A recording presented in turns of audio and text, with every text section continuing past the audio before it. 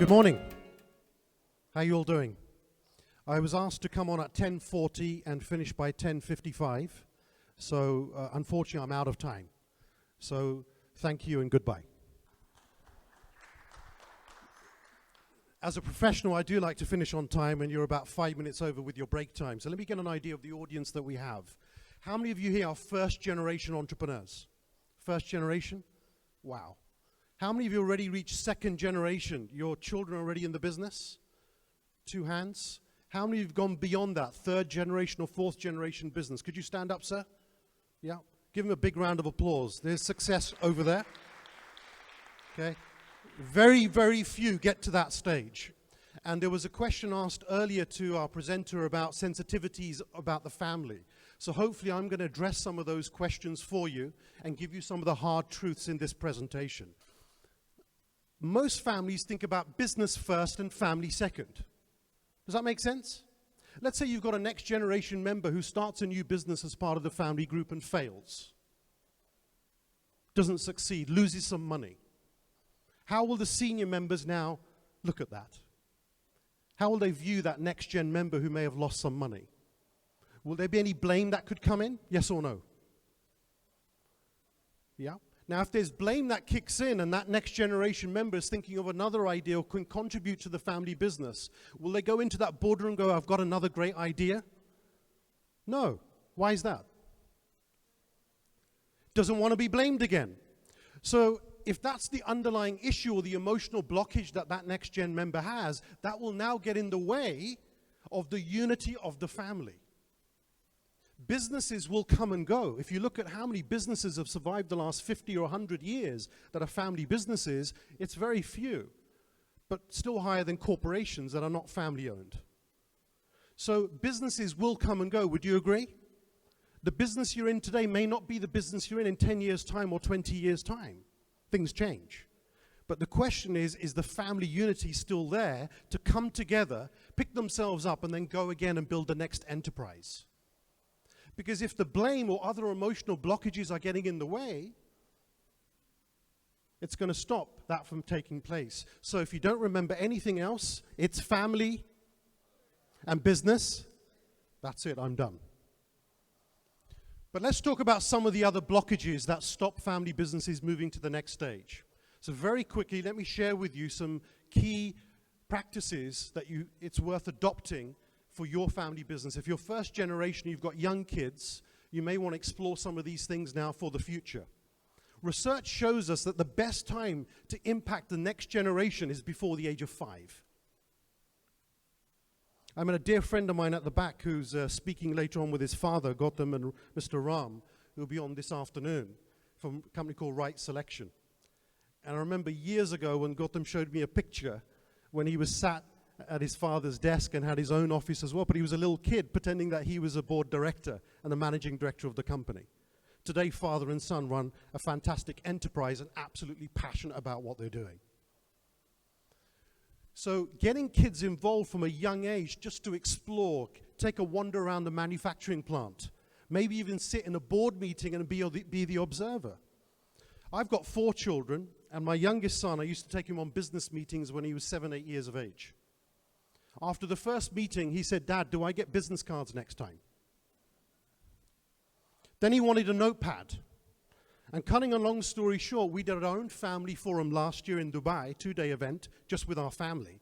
And on the second day, my son, who's now 13, chaired the entire meeting as the chairman of the family forum, to experiment, to feel what it's like, to have the ownership and responsibility to do that.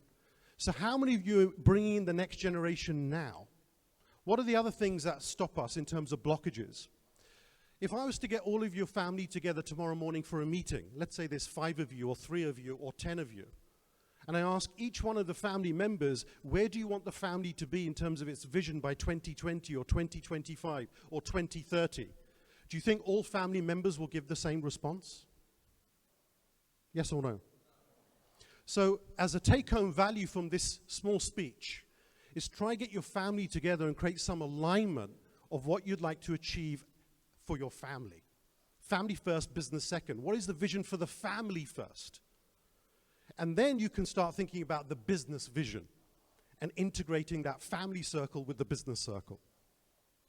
What are the other things to take in consideration of what stops us from moving to the next stage? Well, one of the key documents to work on is what we call a family constitution. How many of you have a family constitution in this room? Anybody? How many of you would like to know what a family constitution is? Maybe that's a better question. Here we go. 80% of the hands go up. A family constitution are your guiding principles and policies of how you want to do things around here as a family. So let me give you some examples of what will go in a family constitution. Should the next generation work outside for so many years before they join the family business? Yes or no? For how many years? 3 to 5, okay?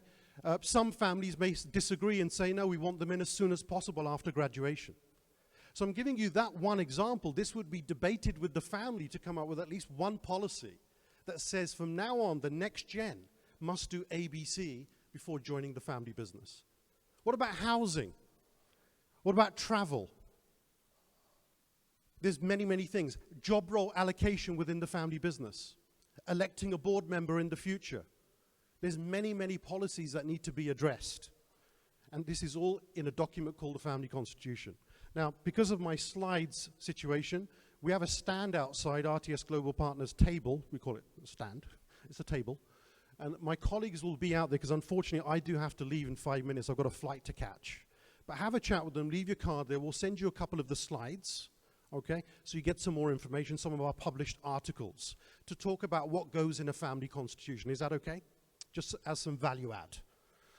So what are the other things? Family values charter is something that a lot of families miss out on. Let me give you an example.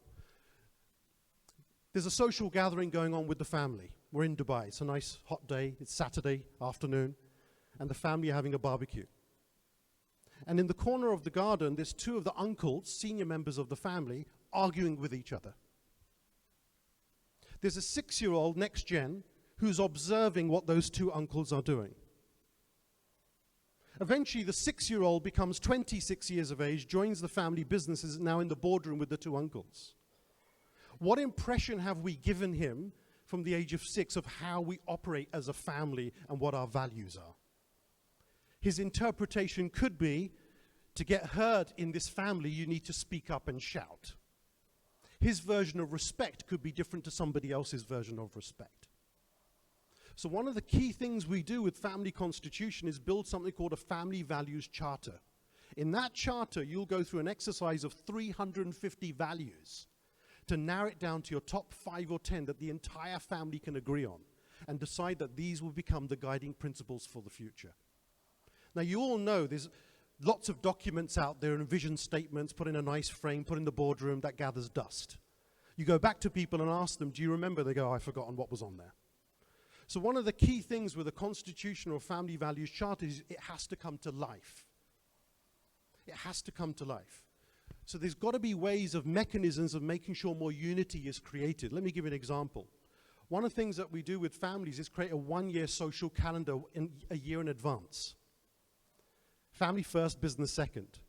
For a full 12 months, there is a mechanisms in place to make sure that the family are meeting up on a regular basis, not just talking about business, but also a chance to really connect with each other and understand what's going on for each person in their life as a family member. This extends out to something called a family retreat. So some of our larger clients will get the whole family together once a year or once every 2 years for 2 to 5 days, 7 days. And it's in a structured way where there's sessions going on in the meeting room, there's training going on, and then there's activities booked for the entire family. The more busier we come, the more our business expands. We have research to prove that you end up with a disconnect with the communication with family members because it becomes business first, family second. And the key is to have that unity as a family. So we're talking constitution, family values charter, we're talking a social calendar, meeting up regularly, creating more unity with each other, and so on. Family retreats, these are some of the things. Now, from a business point of view, what else do we need? Structure. Succession is the key topic of this conference today. So when it comes to succession, there needs to be a succession plan. So let me share with you 4 job roles that most family members will have very quickly. And these could be a hybrid model, these could be customized depending on how big the family business is. Number one, the first job role that most people have in a family business is what we call working in the business. In the business is when you're involved in day-to-day operations and you have duties, responsibilities with people in your organization. You have a level of status and significance. People queue up outside your office and you sign checks. How many of you here are in the business? Show of hands. Have a look around. Okay, quite a few people. The next transition for a family member is to go from in the business to what we call on the business. On the business means you are not involved in anything day to day anymore and you've built your dream team. You've got the right DNA of talent around you, which could be professionals or the next generation. Because talent has to come from somewhere. If you don't have access to the next generation, then it will be professionals. But ideally, you'd like to get the next gen in those in roles. Once they're in, you can go to on, and if you've got now time to breathe and you've got 2 days back per week, what would you start doing with your time? If you take our company, RTS Global Partners, 60% of our revenue comes from Africa, dealing with family businesses in Africa. Over 100% growth last year. How many of you are in Africa? Well, you're not going to go to Africa unless you've got time in your diary to get on an aeroplane and go and meet some people. But if you're in the business firefighting all day, how will you ever make the transition to go from in to on? So you can become more strategic. You could look for new ideas. You could build great relationships that will help the business move to the next stage. After on, the next job role is called BOD, Board of Director. Board of Director could be active or passive. An active board of director would show up once a month for the management meeting, come to board meetings, get their dashboards and monthly reports so they have a pulse of what's going on. Because if they don't have a pulse, they'll put their finger back in the business. So they're afraid to let go because they don't have access to that data and information. They've built it for 40, 50 years. Why should they let go unless they know everything's working the right way? So they've gone from in to on to BOD, and at the end of the year, they want to know what's my dividend. Someone who's more passive and not active will not show up for the entire year and says, what's my dividend? That person has become a true investor. We have families we deal with right now with the family group have become investors and have 30, 40, 50 companies in their portfolio. They do not show up at any of those businesses for 12 months. They get their reports and they know the growth and they know what dividend they're getting at the end of the year. All of their businesses are run by professionals and dream teams. So you have to ask yourself, where are you in those three? And where do you want to be in the next 3, 4, 5 years to build your succession plan? There is a fourth job role. It's below the line. It's called out. What could drive out the business? What's happened for someone to be out the business? Anybody? Retirement, thank you very much. That would be a positive thing. When's the right time to retire? When you're comfortable that the business is running well, but maybe you're a chairman who's insane, but you don't know that you're insane. So there should be a policy around retirement as well. But here's the problem. The chairman doesn't want to retire. He's 82 years of age. I've been doing this for the last 30, 40, 50 years. Who are you to tell me to retire? But the next generation going, we want ownership and responsibility. Give us the keys. We're good to go, Dad. Yeah, but you can't because you haven't earned the right yet because you haven't been doing what I've been doing for the last 30, 40 years. So now we've got a gap. And that's just one of many reasons why that family business may not move to the next stage. And the next gen are going, I'm out. Not retirement now, but I'm out because I'm not getting what I want from the family business. So I'm going to move to Canada. I'm going to move to Switzerland, UK. I'm going to move to Qatar, and I'm going to launch my own company there. My own thing, and it's not going to be part of the family business. Now imagine how the father's going to feel in a few years' time where he's got health conditions and his son's already doing something else. Now what does he do with his legacy? We've got to disconnect because we didn't think this through. There was no coaching and counseling and intervention taking place. All we're talking about is policies and governance and documentation. Well, I'm sorry, here's a hard truth.